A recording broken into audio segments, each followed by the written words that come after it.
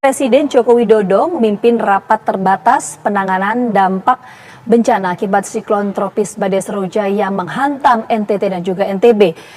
Adonara di Flores dan Lembata menjadi dua daerah dengan kondisi terdampak paling parah akibat Badai Seroja. Untuk itu pagi hari ini ada beberapa hal yang ingin saya tekankan untuk mempercepat perbaikan infrastruktur yang rusak. Saya melihat ada beberapa jembatan yang roboh, akses jalan juga segera pulihkan jaringan listrik, jaringan telekomunikasi, jaringan internet, juga distribusi logistik dan BBM, sehingga ini bantuan dapat segera tersalurkan ke masyarakat yang menjadi korban bencana. Pemerintah sebagaimana yang telah ditugaskan oleh Bapak Presiden, BNPB, itu akan membangun rumah-rumah yang rusak, bagaimana anggaran yang disiapkan oleh pemerintah pusat. Untuk rusak berat itu adalah 50 juta rupiah, rusak sedang 25 juta rupiah, dan rusak ringan adalah 10 juta rupiah. Pemerintah Provinsi Bali menyerahkan sumbangan berupa uang tunai senilai Rp517.769.544,45 juta rupiah untuk korban bencana alam siklon Seroja di Provinsi Nusa Tenggara Timur. Bantuan tersebut diserahkan secara simbolis melalui aplikasi Zoom Meeting oleh Kepala Pelaksana BPBD Provinsi Bali, Dr. Randus I. Made Rentin kepada PLT Kepala Pelaksana BPBD Provinsi NTT Ishak Nuka, Selasa, tanggal 11 Mei tahun 2021.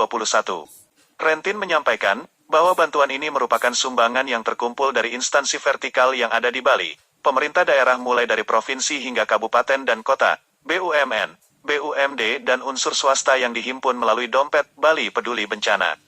Ia juga menyampaikan, penggalangan dana sumbangan ini berangkat dari rasa keprihatinan Gubernur dan seluruh masyarakat Bali terhadap musibah yang dialami oleh masyarakat NTT.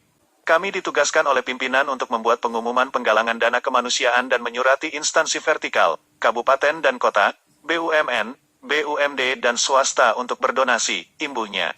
Ia juga menyebutkan, gerakan kemanusiaan ini mendapat respon luar biasa dari berbagai kalangan hingga terkumpul dana lebih dari 500 juta rupiah yang telah ditransfer ke rekening posko yang dibentuk Pemprov NTT. Kami ditugaskan oleh Bapak Gubernur untuk menyerahkan bantuan yang terkumpul. Sebenarnya kami ingin sekali datang langsung ke NTT. Namun karena situasi pembatasan penerbangan, kami serahkan secara online, jelasnya. Rentin berharap masyarakat NTT tabah dalam menghadapi cobaan dan proses pemulihan dapat dipercepat. Kalaksa BPBD NTT Ishak Nuka menyampaikan, terima kasih atas perhatian masyarakat Bali yang begitu besar terhadap saudara mereka di NTT, khususnya korban siklon Seroja.